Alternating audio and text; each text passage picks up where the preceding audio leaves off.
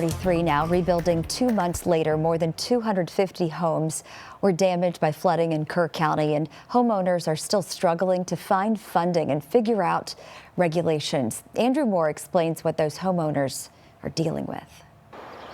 4 a.m. is when it woke us up. On July 4th, the Guadalupe River forced its way through James Tolliver's bedroom door. It was sounding like somebody shooting it with a fire hose. It was just bubbling, just boom, boom, boom, boom, boom, boom. Tolliver and his wife ran to the hallway and started climbing into the attic. He was just a few steps up the ladder when the river started biting at his heels. The sliding glass door shot off in the living room, and water came through here. Over the next 3 hours, 7 feet of water came through the house and took nearly everything they owned, but the house stayed put. 2 months later, Tolliver says multiple church groups have come in to help clean out the house and even pay for new doors and windows, and FEMA also provided assistance, but they have a long way to go. This is just rebuilding the shell of the house. And at the same time, they don't know if they can repair this cottage on their property because that building is in a floodplain. According to Kerr County rules, in a floodplain, if the cost to repair a structure is less than 50% of its pre-flood value, you can then get a permit to rebuild it as is.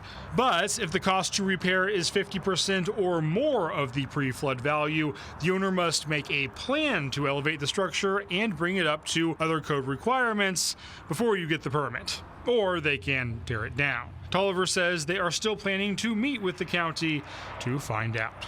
He'll call me back with a sit-down meeting to confirm. Meanwhile, after the deadly flooding in Kerr County, East Texas firefighters are being honored for their life-saving rescues there. The team launched multiple rescue operations that saved 6 lives. The Long Beach Fire Department was for those who aided in the search and rescue efforts during the deadly July floods in Kerrville. The team spent 14 days deployed, saving 6 lives. The award is the department's highest honor, recognizing extraordinary bravery and sacrifice. This is their day, and we want to make sure that everybody sees that their sacrifice is not just for the citizens of Longview, but for the entire state. And then to come back here and see that, all the people that recognize what we had done and our efforts there, that was pretty cool too. None of us do it to be recognized, but it was a pretty special thing to come back and see the impact that we had made, not just in Kerr County, but the fact that everyone here appreciated what we did as well.